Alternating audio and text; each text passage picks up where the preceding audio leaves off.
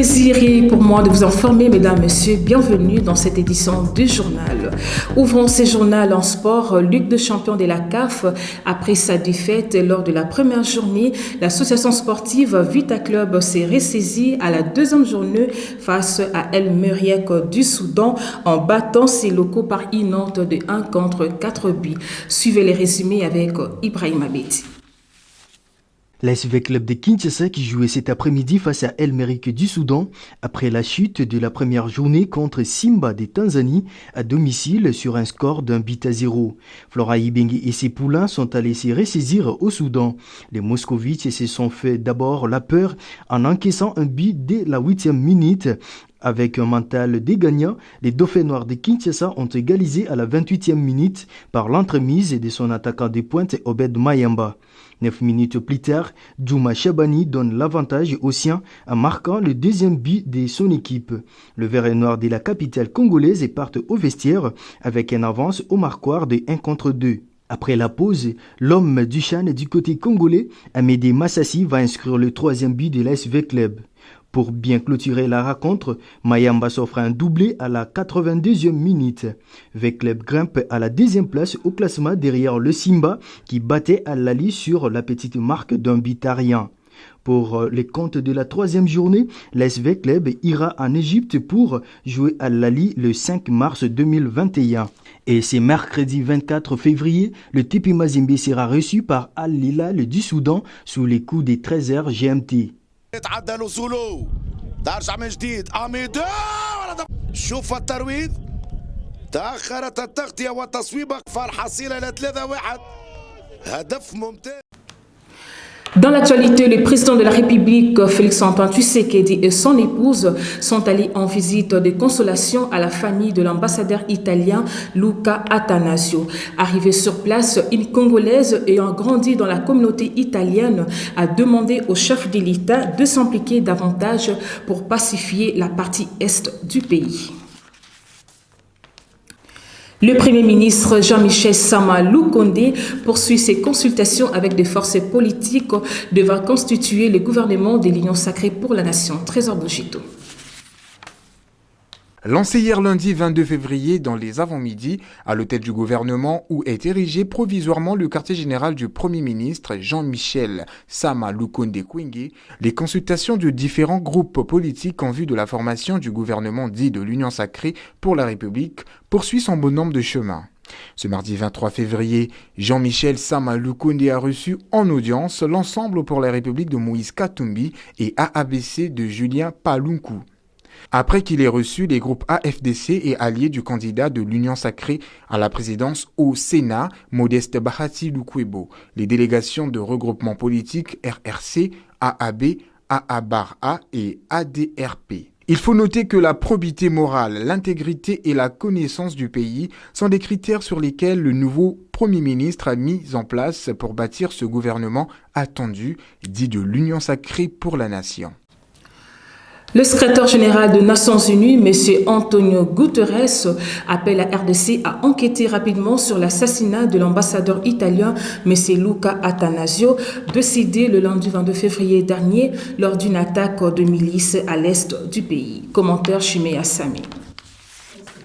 La mort de l'ambassadeur plénipotentiel de l'Italie continue à faire couler beaucoup de salive. C'est le tour de l'Organisation des Nations Unies à travers son secrétaire général Antonio Guterres qui condamne fermement cet assassinat, peut-on lire dans un communiqué adressé par son porte-parole. Antonio Guterres exprime ses plus sincères condoléances à la famille des victimes et les Congolais. En outre, il exprime sa pleine solidarité avec ses collègues de PAM et toute l'équipe des Nations Unies. Cette attaque se fait le lundi 22 février par des hommes armés non identifiés et a causé 3 morts dont l'ambassadeur Luca Attanasio et ses compagnons. Et puis 23 détenus de la prison centrale de Butembo dans le Nord Kivu ont bénéficié de la grâce présidentielle le lundi 22 février dernier. Ange Ilunga, commentaire.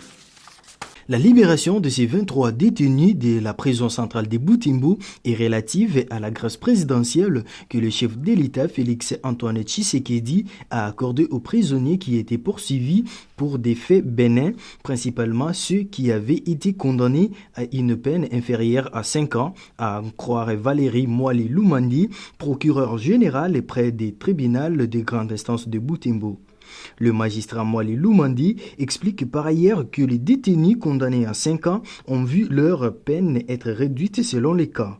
Rappelons que c'est dans son ordonnance du 31 décembre 2020 que les présidents de la République avaient accordé une grâce présidentielle collective aux détenus dans plusieurs prisons du pays.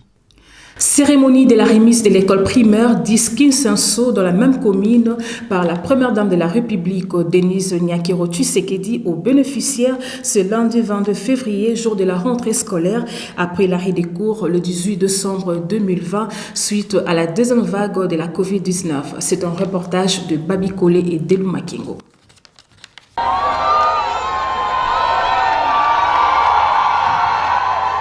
Toujours à la rescousse de la population, la première dame de la République démocratique du Congo, Denise Nyakero, est allée ce lundi 22 février, à l'occasion de la rentrée des classes, remettre une école construite dans la commune de Kisenso au ministère de l'enseignement primaire, secondaire, professionnel et technique. Le bénéficiaire numéro 1 de cette action est M. Jean-Pierre Kolembadou, directeur de l'école primaire Kisenso 10, qui dit être content de cette belle école et pense que l'effectif des élèves pourra croître au-delà de 700 après l'acquisition de ces beaux bâtiments. Oui, nous sommes très contents. Nous sommes à la fin de la carrière. Nous n'avons pas encore eu l'occasion de gérer des écoles aussi belles comme celle-ci. Donc c'est venu au bon moment. La présence de ces bâtiments scolaires a un impact. Nous étions moins effectifs, moins de 100. Maintenant, aujourd'hui, nous sommes au-delà de 700 élèves. C'est-à-dire que ça a donné quand même beaucoup d'impact et ça continuera à donner de l'impact. Une école réhabilitée par la fondation Denise Nyakero Tshisekedi dans le but de soutenir la vision du chef de l'État, Félix-Antoine Tshisekedi, qui est celle de la gratuité de l'enseignement de base sur toute l'étendue de la RDC.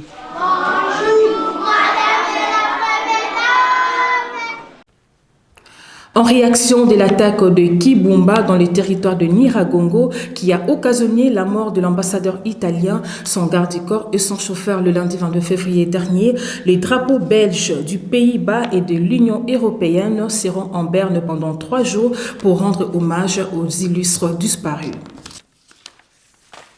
Et puis en sport, un match de gala a opposé 2 anciens joueurs et celle du Kaouka ce week-end au terrain Belekete dans la commune de Kaouka. C'était à l'occasion de la sortie officielle de l'AS Belbana Kaouka. Témoin de l'événement, Babi Kole et Delou Makingo. Belle ambiance au terrain Balekete de Kaouka dans la commune de Kalamou, où les associations des anciens footballeurs du Congo ont rencontré les anciens de Kaouka à l'occasion de la sortie officielle de cette organisation qui regroupe tous les joueurs qui ont fait le beau temps de l'AC Kaouka. Score final 2-1 en faveur des anciens léopards de la République démocratique du Congo. Kifu Apataki Patrick, coordonnateur de l'association des anciens footballeurs du Congo, dit soutenir tous les anciens joueurs de tous bords pour les aider à prendre conscience et de s'organiser autour d'un idéal commun. Chaque fois, biso AFC, tous les pour l'association aux Obotama. Partout, ils ont des anciens joueurs ici, Kabazali, so basangani bazui quand même bazui conscience. En tout cas, biso to yagana pour aider bang. Comme match à l'élo, ils allaient à Sekaya, Kaouka, donc ils allaient les anciens joueurs de Kaouka. Donc, basali pelo na bango. Si vous balinga qui bazo abiso ko ba paré quoi. Hein? Donc biso to za pour la ko aider pena ko pesa idée pena ba conseil ba jeune ba société bi masika. Ya moni présence na biso lelo. Ezali pour na ko banda ko pesa ouverture ya association na bango. Ba mo ki faut to ba inviter na bango. Pe poto ya to pesa message. Tina nini association ba sali poto sa bango tina nini ba ancien joueur 5 bala muka. Ya moni présence na biso na match lelo na Kaouka. Quant à M. Pichu Ewing, président de l'AC Kaouka, la présence de toutes ces icônes sur le terrain est un motif de joie. L'objectif de ce match était les retrouvailles des anciennes figures de Kaouka. L'essentiel que tu betina bateau bayeban mengi. Tout d'abord honneur pour Nabiso les anciens Kauka, les avements honneur Mounene, et puis pour l'avement D1. Donc, biso to reste tam so organisé à 5-0, 6-0.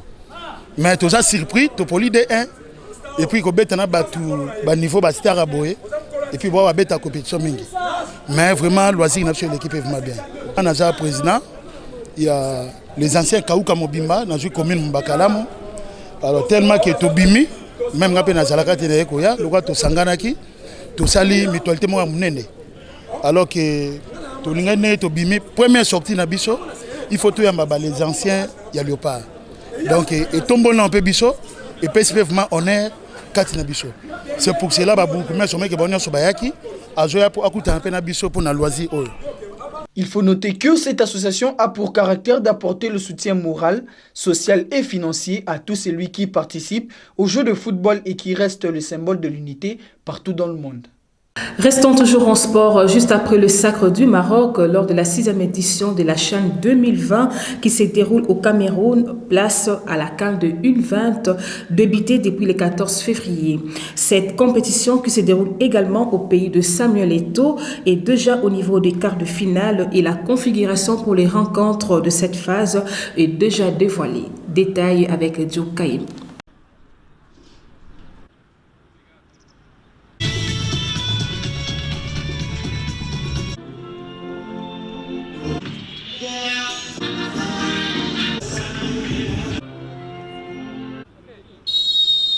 Le palmarès des équipes qualifiées pour la CAN U20 est désormais connu par les quarts de finale de cette compétition africaine.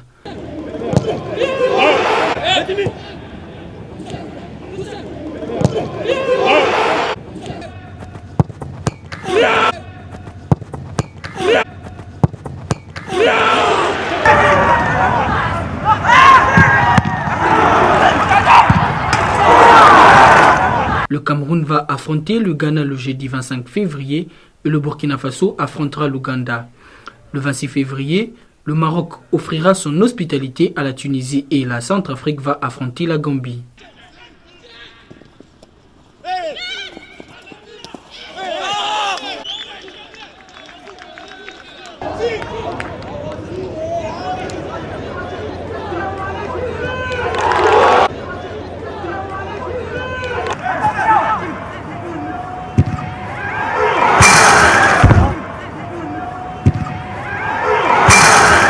La défaite du Ghana face à la Gambie lundi soir a mis fin à l'aventure des Mauritaniens en cette CAN U20 car la Tunisie et le Ghana se qualifient comme meilleurs troisième.